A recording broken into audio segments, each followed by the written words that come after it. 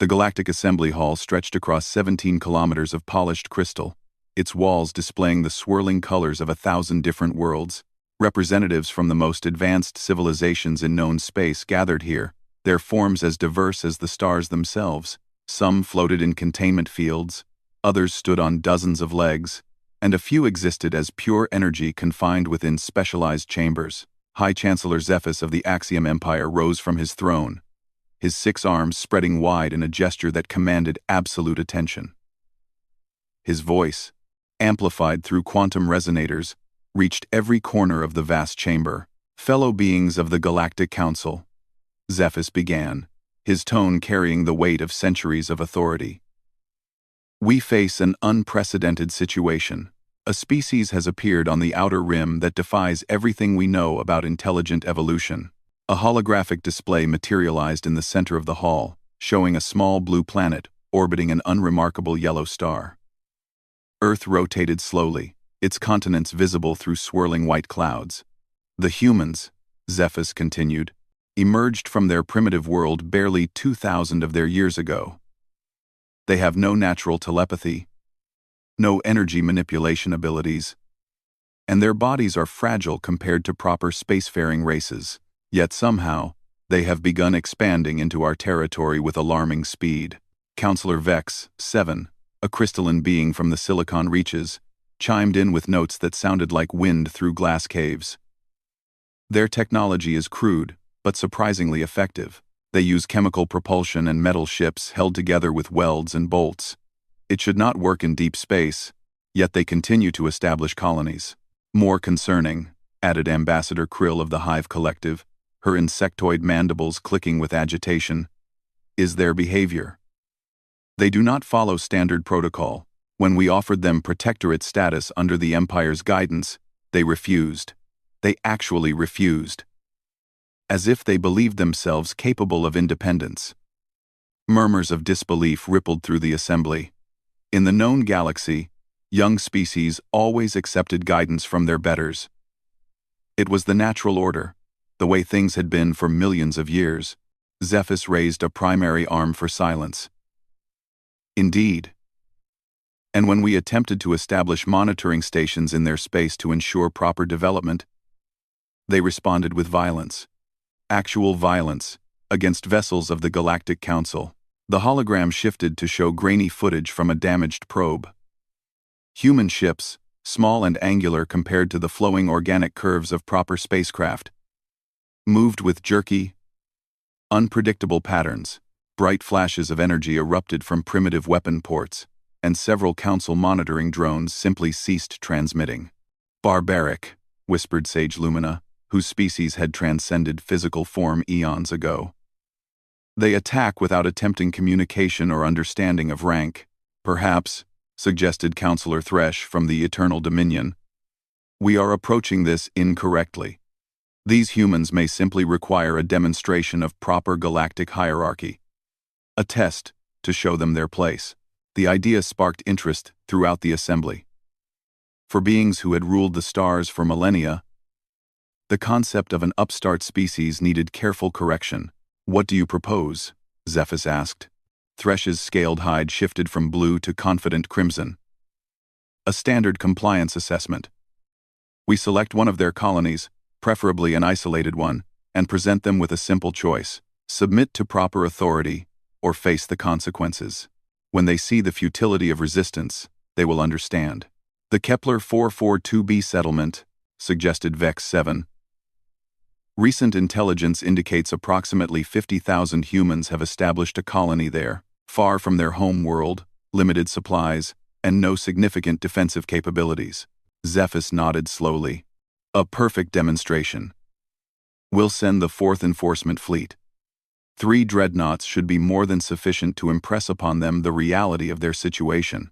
But Admiral Corvus of the 4th Fleet, a veteran warrior whose people had conquered 17 star systems, stood from his position in the War Council section. High Chancellor, with respect, perhaps we underestimate these humans. Their response to our monitoring stations suggests they may not react as expected. Admiral, Zephys replied with barely concealed amusement. You command ships that mass over 40 million tons each. Your shields can withstand the explosion of small suns. Your weapons can crack moons. What possible threat could these primitive mammals pose? Corvus's mandibles clicked nervously. The reports from the rim sectors mention unusual tactics. They don't fight like civilized species. They seem to ignore casualties entirely and focus solely on achieving objectives. Desperation, dismissed Counselor Vex 7. Primitive species often fight harder when cornered, like animals. It makes no difference against proper military force. The debate continued for several hours, but the outcome was never in doubt. The Galactic Council had maintained order across thousands of star systems for over 2 million years. No single species, especially not one as young and primitive as humanity, could challenge that authority. When the vote was called, the decision was unanimous. The 4th Enforcement Fleet would travel to Kepler 442b and deliver a simple ultimatum to the human colony there. Submit to Galactic Council authority and accept relocation to a designated reservation world, or face immediate military action. As the session concluded and representatives began departing for their various homeworlds, few paid attention to the small observation in the final report. The human colony on Kepler 442b had been established only 3 years earlier, but had already achieved remarkable self-sufficiency. More puzzling was the detection of structures that didn't match known human architectural patterns. Admiral Corvus studied this information as he prepared his fleet. Something about the humans bothered him, a feeling he couldn't quite identify. In 4 centuries of military service, he had never encountered a species that operated quite like them. Meanwhile, 47 light-years away, the human colony on Kepler 442b was receiving its daily communication burst from Earth. Colony Administrator Sarah Chen read through the updates from home with her morning coffee, a luxury that had taken considerable effort to establish on this frontier world. "Anything interesting?" asked Dr. Marcus Webb, the colony's chief engineer, as he joined her in the communications center. "The usual political news from Earth," Sarah replied, scrolling through reports. "Trade negotiations with the Centauri colonies, some breakthrough in quantum computing, and—" She paused, frowning at her screen. "That's odd." "What?" "Deep space monitoring has picked up some unusual signatures moving in our direction. Large objects under power, but not matching any known human or allied vessel configurations." Marcus set down his own coffee cup. "How large?" "The mass estimates are—" Sarah double-checked the numbers. "This can't be right. Each signature is reading as roughly 40 million tons. That's impossible. Even our largest carriers don't mass more than 2 million tons. Sarah was already reaching for the priority communication system. "Get me Captain Rodriguez at the defense station." Captain Elena Rodriguez had been expecting this call for weeks. As the senior military officer for the Kepler 442b system, she had access to intelligence reports that civilians didn't see. Earth Command had been tracking increased alien activity along the rim for months. "Administrator Chen," she said as soon as the connection established, "I assume you're calling about our incoming visitors? You know about them? We've been monitoring their approach for 6 days. 3 vessels. Definitely alien. And definitely not here for a friendly visit.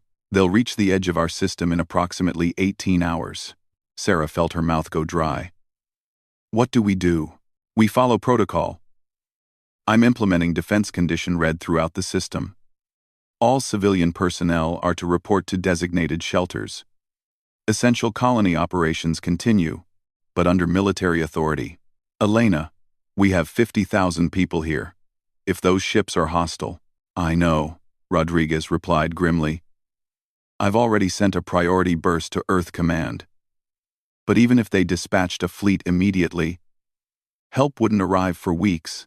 As the connection ended, Sarah looked out the window of the communications center at the thriving colony below. Kepler 442b had been humanity's greatest colonial success to date. The planet's gravity was slightly higher than Earth standard, and the atmosphere required some technological assistance to be fully breathable. But it was close enough to home that humans could thrive here. In 3 short years, they had built 3 major cities, established mining operations, developed agriculture, adapted to the local soil, and even begun basic manufacturing. It was meant to be proof that humanity could spread across the stars. Now, all of that might be about to end. Across the colony, emergency broadcasts began alerting residents to the approaching threat. But unlike the panic that might have gripped an Earth city, the colonists responded with calm determination. These were people who had already risked everything to build a new life among the stars.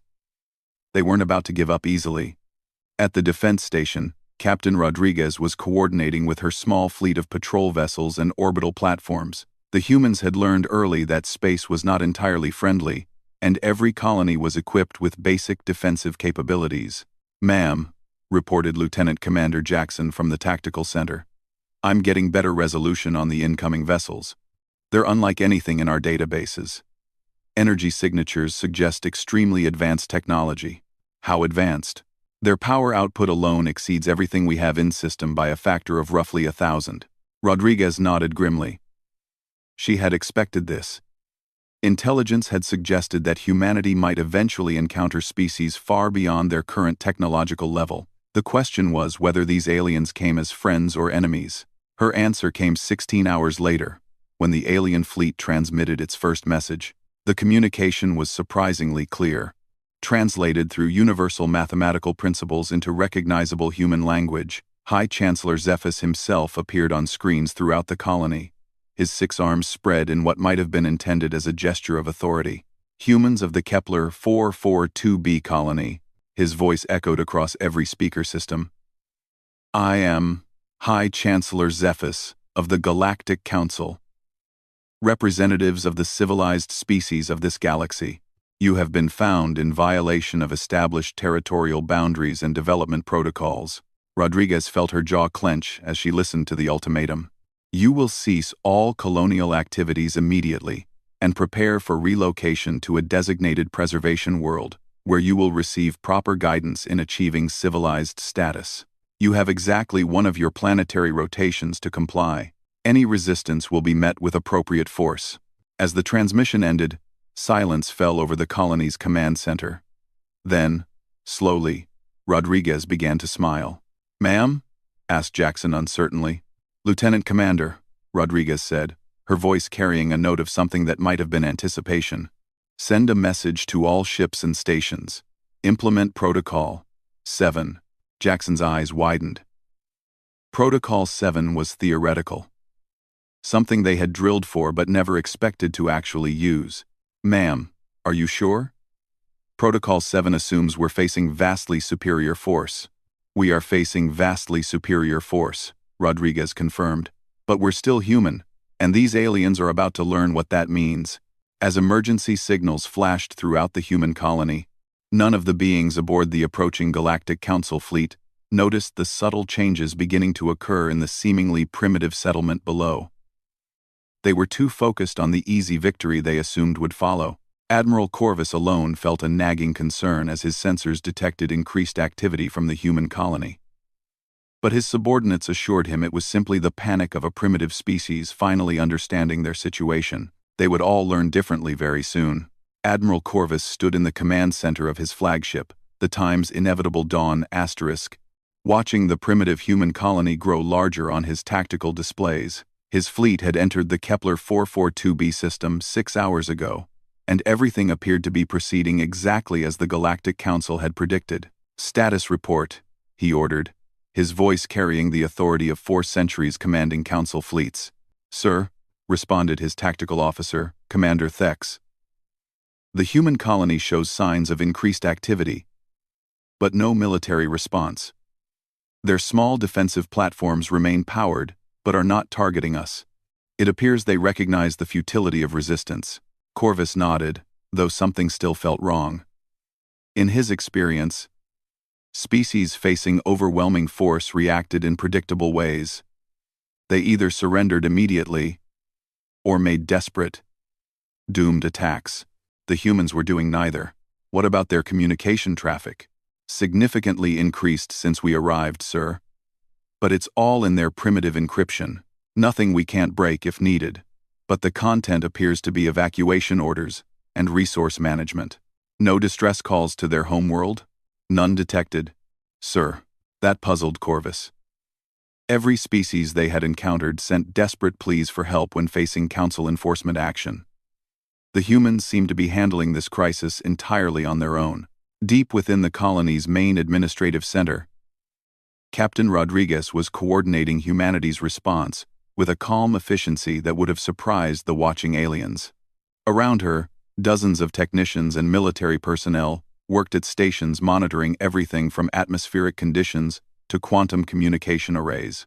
Report from engineering, called Dr. Webb over the communication system. All modifications are complete. The new installations are online and ready for activation. Understood. What about civilian evacuation? Proceeding on schedule. We'll have all non-essential personnel in the underground facilities within 4 hours. Good. Rodriguez turned to her tactical display, which showed the 3 massive alien ships hanging in space like metal mountains. What's our assessment of their technology? Lieutenant Commander Jackson pulled up detailed scanner data. Their shields appear to be some kind of energy field projection, similar to our theoretical models but far more advanced. Weapons systems are mostly energy-based, with what look like some kind of particle beam arrays. Propulsion uses principles we don't fully understand. And their weakness? Jackson smiled grimly. They're built for fighting other civilized species, ma'am. Their tactics and technology assume their opponents will behave rationally. Then they're in for a surprise. Meanwhile, aboard the Time's Inevitable Dawn asterisk, Admiral Corvus was growing increasingly uncomfortable with the situation. His long-range sensors had detected some unusual energy readings from the planet's surface. But when he ordered closer examination, the readings had disappeared. Commander Thex, he said, I want continuous deep scans of the human installations. Something is happening down there. Sir, with respect, the humans barely have industrial technology. Their power output wouldn't even register on our threat assessment systems. Just do it, Commander. Thex's expression showed his doubt, but he began programming the sensor arrays for detailed planetary surveillance. What he found 30 minutes later made him reconsider everything he thought he knew about human capabilities. Admiral, Thex said, his voice tight with confusion. You need to see this. 80. The main display shifted to show a detailed scan of the largest human city, but instead of the simple structures they had observed before, the scanners now revealed a complex network of underground installations extending dozens of kilometers in every direction. When did they build all of this? Corvus demanded. Sir, these installations weren't there when we first arrived. According to our scans, major construction activity began approximately 7 hours ago and has been proceeding at impossible speeds. Impossible? The volume of material moved and structures erected would require construction capabilities far beyond what we've observed from human technology. Yet our sensors confirm it's happening. Corvus stared at the display as new underground structures appeared in real time. The humans were somehow excavating and building vast installations while his fleet watched, and doing it faster than should have been physically possible. What kind of construction equipment are they using? That's just it, sir. We're not detecting heavy machinery. The construction appears to be happening through some kind of controlled matter manipulation. But the energy signatures don't match any known technology. Down on the planet's surface, the reality was even more remarkable than the aliens realized. The human colonists were indeed building underground installations at incredible speed, but not through any single advanced technology. Instead, they were using something uniquely human, the ability to rapidly adapt and improvise solutions. Dr. Webb stood in what had been a storage warehouse 12 hours earlier and was now the command center for a massive excavation operation. Around him, teams of engineers and technicians had jury-rigged equipment in ways that would have given safety inspectors nightmares, but which worked with startling effectiveness. The nano-assembler farm is online, reported Chief Engineer Patel. We're converting raw soil into construction materials at roughly 30 tons per hour. Excellent. What about the tunnel boring systems? All 6 are operational. We've repurposed the mining equipment and modified it with fabricated components. Current excavation rate is approximately 2 kilometers per hour. Webb nodded with satisfaction. This was what humans did best. They took whatever tools they had available and found ways to make them do jobs they were never designed for. The aliens had superior technology, but they followed predetermined design patterns. Humans improvised. Status on the special projects? Installation Alpha is complete. Installation Beta will be ready in 6 hours. Installation Gamma. Patel paused, consulting his tablet. Installation Gamma is ahead of schedule. The team found a way to integrate the quantum resonance chambers with the existing infrastructure. Good. Make sure all personnel understand the timing is critical. We'll only get one chance at this. Back in space, Admiral Corvus was facing a choice he had never expected to encounter. The humans were clearly preparing for something, but he still didn't understand what. Standard protocol demanded he deliver the ultimatum and then enforce compliance, but something told him this situation was unprecedented. Sir, Commander Thex reported. The deadline expires in 3 hours. Do we proceed with enforcement action? Corvus considered his options. His ships could easily destroy the human colony from orbit. Their shields could withstand any weapons the primitives might possess. But the unusual construction activity troubled him. Open a communication channel to the colony. Sir, I want to speak with their leader directly. Captain Rodriguez was expecting the call. When Admiral Corvus's image appeared on her screen, she studied him carefully. He was clearly a veteran military commander, and she could see intelligence and caution in his alien features. I am Admiral Corvus, of the 4th Enforcement Fleet, he began. I command you to explain your current activities. Our sensors detect major construction projects throughout your colony. Rodriguez smiled politely. Admiral, we're simply following standard emergency protocols. When facing a potential threat, human colonies implement protective measures. What kind of protective measures? Oh, the usual. Underground shelters, resource allocation, defensive preparations. Nothing that should concern you. Corvus felt frustrated by her casual tone. Captain Rodriguez, I should inform you that my fleet possesses weapons capable of destroying your entire colony from orbit. Your defensive preparations are meaningless. I appreciate the warning, Admiral. But you should understand something about humans. We don't surrender easily. Captain, you cannot possibly believe your primitive weapons pose any threat to Council vessels. Rodriguez's smile widened. Admiral, who said anything about primitive weapons? Before Corvus could respond, the communication channel closed. Immediately, alarms began sounding throughout his ship. Admiral, Commander Thex shouted over the alerts. We're detecting massive energy spikes from the planet's surface. Multiple locations are showing power outputs comparable to our own reactors. On the tactical display, bright spots appeared across the human colony as enormous energy signatures blazed to life. Whatever the humans had been building underground was now fully operational. Analysis, Corvus ordered. Sir, I'm reading 17 separate installations, each generating power levels that should be impossible with human technology. The energy patterns don't match anything in our databases. Weapons? Unknown, sir. The signatures are unlike any weapon system we've encountered. Corvus felt a chill of realization. The humans hadn't been building shelters. They had been preparing a trap. All ships, raise shields and prepare for combat. But as his fleet moved into defensive positions, something even more disturbing appeared on the sensors. Ships were rising from the planet's surface, dozens of them. But these weren't the crude metal vessels intelligence had reported. These ships blazed with energy signatures that rivaled Council technology. Sir, Thex reported, his voice tight with disbelief.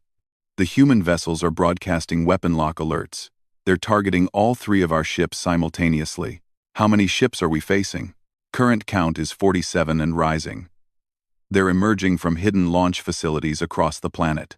Corvus stared at the tactical display in growing amazement. Each human ship was small compared to his dreadnoughts, but their energy signatures suggested weapons and defensive systems far beyond anything in the intelligence reports. Commander, how is this possible? According to our information, these humans colonized this world only 3 years ago. Sir, I think our information was incomplete. Indeed it was. What the Galactic Council didn't understand was that humans didn't follow normal developmental patterns. When they established a colony, they didn't just build homes and farms. They built redundant systems, hidden resources, and contingency plans for every possible threat. The Kepler 442b colony hadn't just been growing food and mining resources for 3 years. They had been secretly developing advanced technologies, building hidden military installations, and preparing for the day when they might face a threat they couldn't avoid through diplomacy. On the planet's surface, Captain Rodriguez stood in the primary command center watching as her carefully laid plans came to fruition. Around her, technicians monitored the launch of the human fleet and the activation of the orbital defense platforms. "All ships report ready for combat," reported Commander Jackson. "Orbital platforms are online and have target solutions on all 3 alien vessels." Status of the special installations: Installation Alpha reports full power. Installation Beta is charging but will be ready in 30 minutes. Installation Gamma is. Jackson paused, checking his displays. Installation Gamma is already above optimal power levels. They're requesting permission to begin operations. Rodriguez nodded. "Tell them to wait for my signal. We want our visitors to understand their situation before we demonstrate our full capabilities." She activated the fleet-wide communication system. "This is Colony Command to all human vessels. You are authorized to defend this system by any means necessary. Remember, we're not just protecting our colony. We're showing the galaxy that humanity will not be intimidated." Across the fleet, 49 human ship captains acknowledged their orders with grim determination. They were facing overwhelming odds against technologically superior opponents. In other words, it was just another Tuesday for humanity. Admiral Corvus watched the developing situation with growing concern. The humans had somehow produced a fleet that shouldn't exist, powered by technology that appeared to rival Council standards. But what truly worried him was their behavior. Every other species the Council had faced eventually recognized the futility of resistance and sought negotiation. The humans seemed to be treating this as a perfectly normal military engagement. "Admiral," Commander Thex reported, "the human fleet is moving into attack formation. They're not requesting terms or seeking negotiation. They appear to be preparing for immediate combat. Do they not understand the power differential?" "Sir, our ships still mass significantly more than their entire fleet combined. Our shields and weapons systems are proven against civilized military forces. Even with their unexpected technological advancement, they cannot hope to achieve victory through conventional combat." Corvus nodded, but he was beginning to suspect that the humans might not be planning conventional combat. His suspicions were confirmed when Captain Rodriguez opened a new communication channel. "Admiral Corvus," she said pleasantly, "I thought you might appreciate a brief explanation of your current situation. Captain, I strongly advise you to reconsider your course of action. My ships can destroy your entire fleet. Oh, I'm sure they could, under normal circumstances. But you're not facing normal circumstances, Admiral. You're facing humans." I fail to see the distinction. Rodriguez's smile became predatory. "Admiral, in the past 3 years, we haven't just been building a colony. We've been conducting extensive research into galactic military technology. We've analyzed every piece of Council technology we could find, studied your tactics, and identified your weaknesses. Captain, Council technology has been refined over millions of years. Your species has barely achieved interstellar travel. True, but we have something you've never encountered before. Admiral, we have human engineering."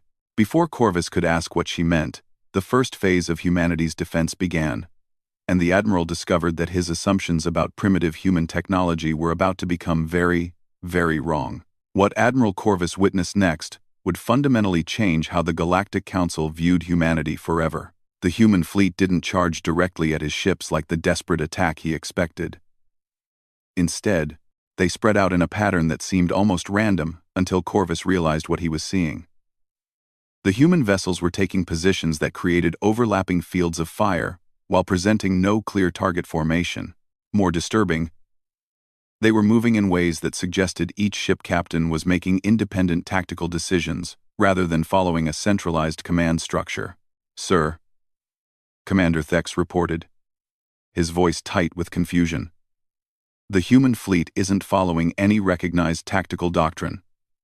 Each ship appears to be operating independently, but they're somehow coordinating perfectly. That's impossible.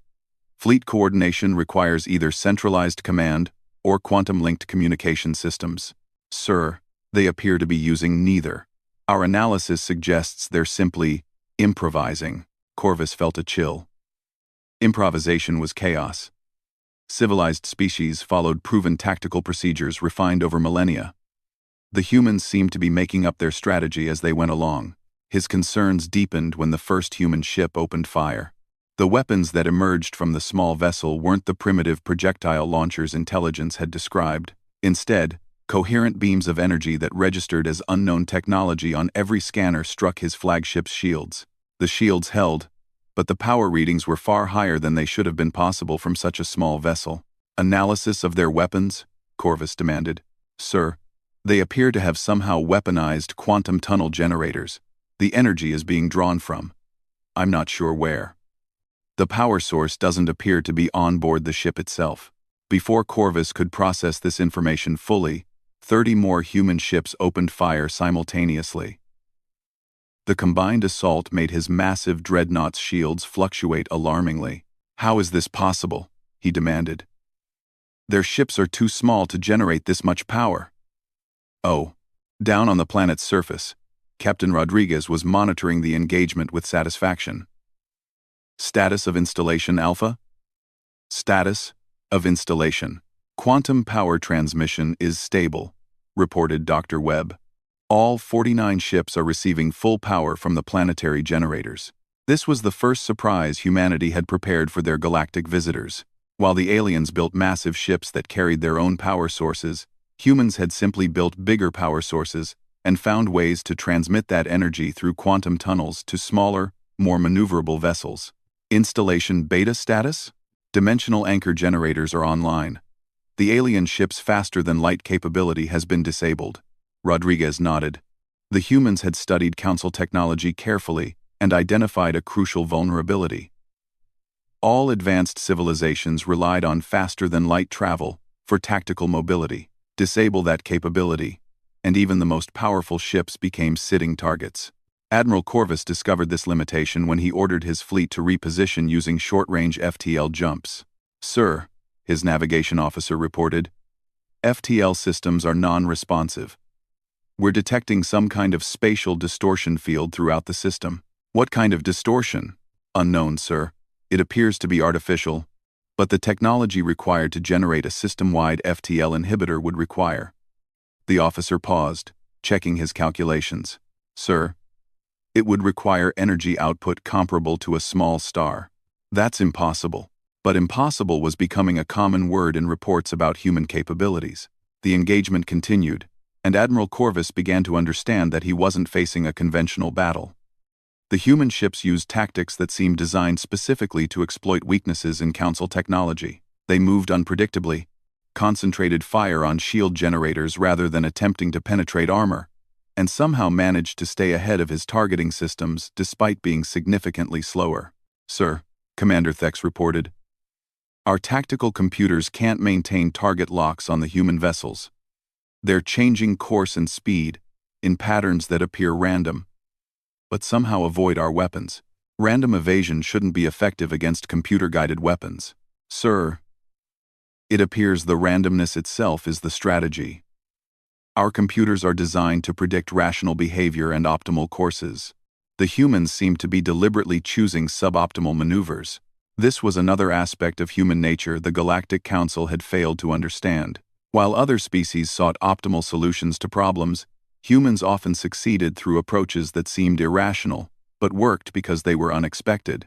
The battle continued for 2 hours, with Admiral Corvus becoming increasingly frustrated as his technologically superior fleet struggled against an enemy that refused to behave logically. His ship's shields were holding, but barely, and his return fire was consistently missing targets that should have been easy to hit. Then, Captain Rodriguez activated Installation Gamma. Admiral, Commander Thex said, his voice carrying a note of panic. We're detecting massive energy buildup from the planet's surface.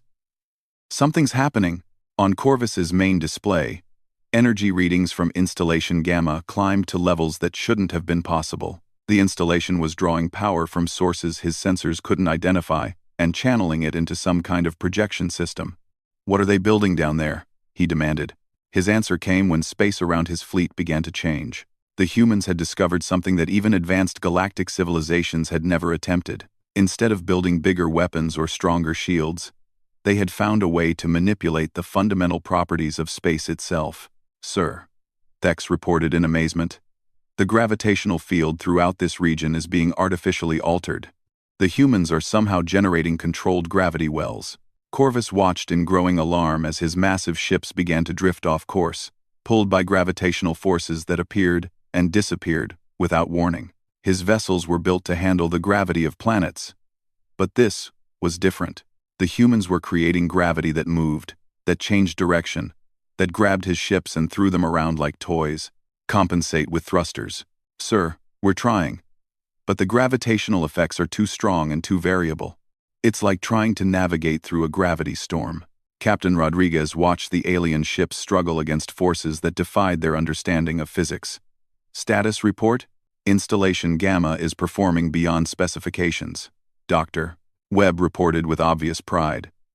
"The gravity manipulation system is working perfectly. The alien ships are trapped in our artificial gravity field." "Excellent. What about casualties?" "None reported from our fleet. The aliens haven't managed to score a direct hit on any of our vessels." This was the core difference between human and galactic military thinking. The Council built ships designed to overpower their enemies through superior technology. Humans built systems designed to make their enemies' advantages irrelevant. Admiral Corvus was beginning to understand this as his flagship was caught in another gravity wave that sent it tumbling through space. His ships were more powerful than anything the humans possessed, but power meant nothing when you couldn't bring it to bear effectively. "Status of our weapons systems? Operational, sir, but we can't maintain targeting solutions while being subjected to these gravitational effects." "What about our shields?" "Holding, but the constant gravitational stress is draining power reserves faster than expected." It was then that Admiral Corvus realized the true scope of what he was facing. The humans weren't trying to destroy his ships through brute force. They were systematically neutralizing every advantage his fleet possessed while preserving their own capabilities. His FTL drive was disabled. His targeting computers couldn't track their vessels. His ships were being tossed around by artificial gravity, and throughout it all, the human fleet continued to maneuver freely, their quantum-powered weapons steadily wearing down his shields.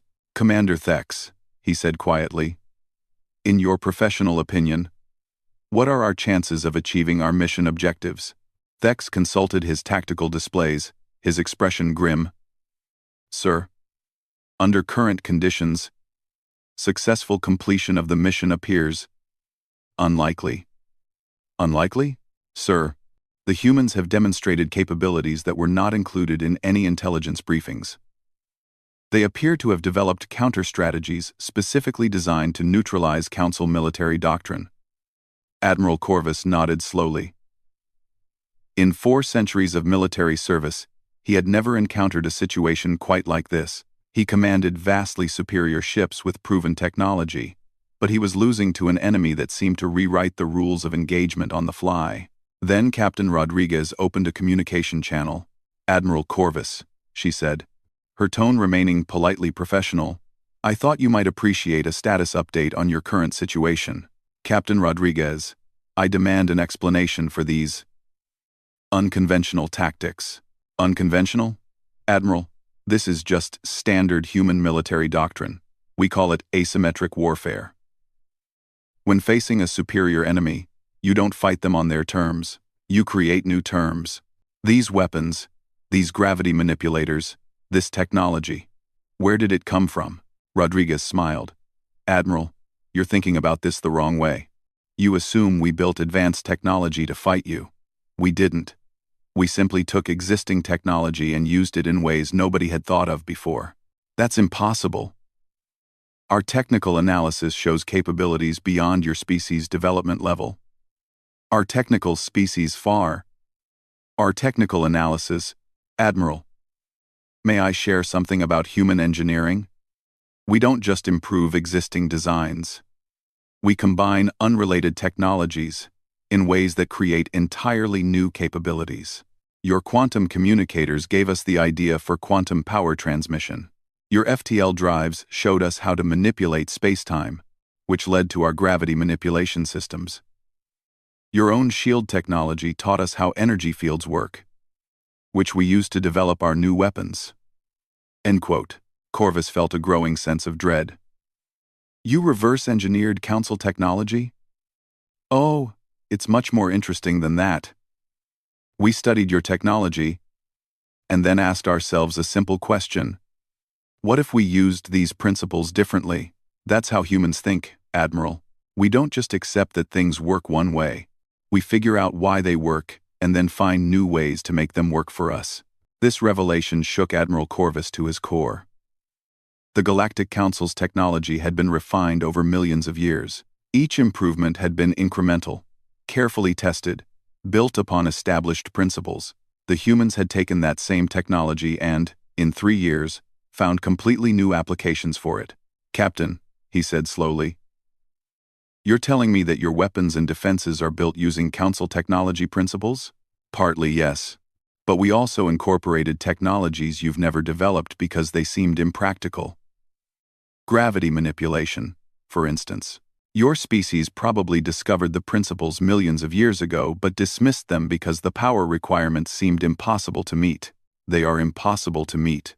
They are impossible to meet with traditional power generation, yes. But humans don't limit ourselves to traditional approaches. We built quantum tunnel systems that tap directly into planetary energy sources. We created matter-to-energy conversion systems, using principles borrowed from your own food processors. We used techniques, adapted from your terraforming equipment, to build our construction systems. Admiral Corvus realized he was facing something unprecedented in galactic history. The humans hadn't just developed new technology. They had developed a completely different way of thinking about technology. "Admiral," Rodriguez continued, "you should also know that everything you've seen so far represents approximately 30% of our defensive capabilities." "What?"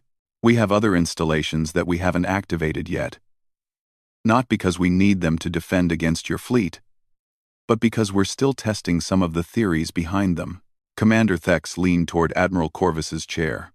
"Sir," he whispered, "if they're only using 30% of their capabilities, and we're already unable to complete our mission." Corvus nodded grimly. The math was simple and terrifying.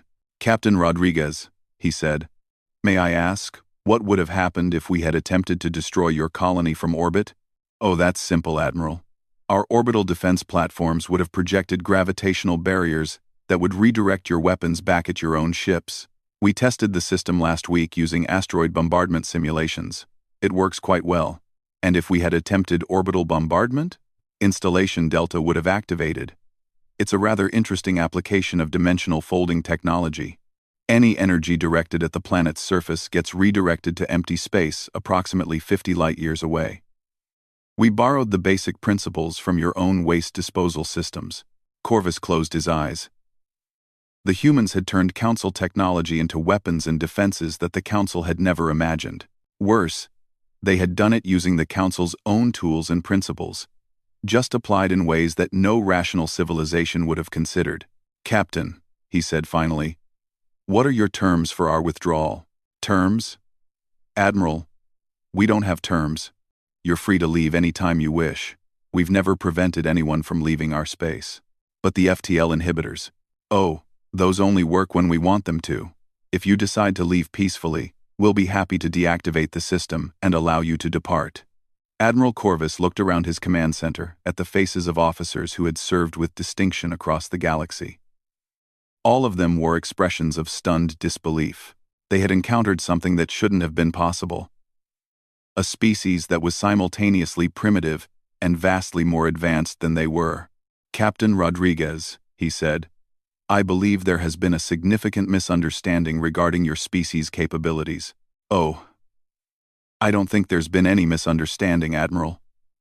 I think your intelligence services simply made some assumptions about what humans are capable of achieving. Those assumptions were incorrect. How incorrect, Admiral?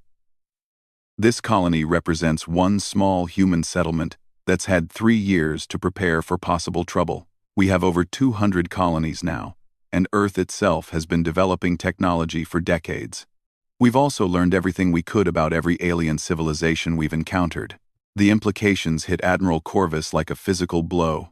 If one small human colony could neutralize a Council enforcement fleet using improvised technology, what could their entire civilization accomplish if they chose to do so? Captain, are you threatening the Galactic Council? Not at all, Admiral. Humans prefer peaceful coexistence with our neighbors, but we also believe in being prepared for any situation. Your visit today has been an excellent field test for some of our defensive theories. Field test? Admiral, did you really think we'd wait for someone to attack us before figuring out how to defend ourselves? Humans have been preparing for this kind of encounter since we first detected artificial signals from space.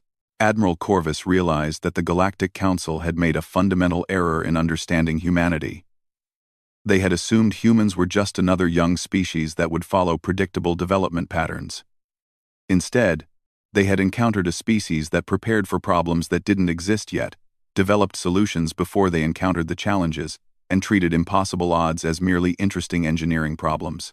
Captain Rodriguez, he said, I formally request permission to withdraw from this system. Granted, Admiral. The FTL inhibitors will be deactivated once your ships reach the system's edge. Have a safe journey. As Admiral Corvus ordered his fleet to begin withdrawing, he composed his report to the Galactic Council in his mind. How do you explain to beings who have ruled the galaxy for millions of years that they had just encountered a species that might make their rule obsolete? The answer was simple. You tell them that humanity had just issued the most polite, devastating warning in galactic history. They had demonstrated that they could defend themselves against overwhelming odds, using technology that the Council didn't understand, couldn't predict, and definitely couldn't counter. Most importantly, they had done it all while offering tea and maintaining perfectly polite conversation.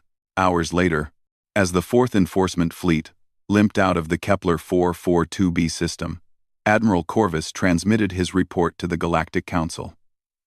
It was a simple message that would change everything. Mission failed. Recommend immediate re-evaluation of humanity threat assessment. These beings are not primitive. They are not predictable. They do not follow established patterns, and they are certainly not helpless. Suggest future contact be limited to diplomatic channels only. Back on Kepler 442b, Captain Rodriguez stood in the colony's command center, watching the alien ships disappear into the distance. Around her, technicians were already beginning to power down the special installations. Ma'am, asked Commander Jackson, do you think they'll be back? Rodriguez smiled. Oh, I'm sure they'll be back. But next time, they'll come as visitors instead of conquerors. Humans have a way of making very strong first impressions. Dr. Webb looked up from his engineering station. Captain, what do we do with all this equipment? The gravity manipulators? The quantum power systems? All of it? We keep improving them, Doctor. This was just the first test. We've got a lot more ideas to try out. More ideas? Doctor.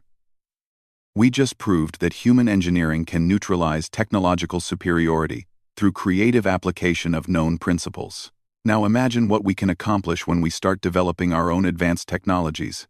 As reports of the encounter spread throughout human space, colonies began implementing their own versions of the Kepler 442b defense systems.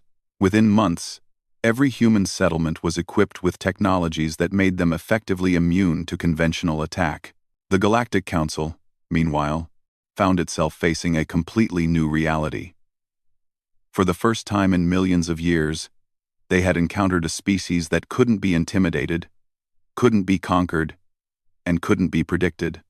More disturbing still, intelligence reports suggested that humanity was beginning to spread beyond their current territories, establishing new colonies and making contact with other species, always politely, always peacefully, but always with the quiet confidence of beings who knew they could defend themselves against any threat. The age of Galactic Council dominance was ending.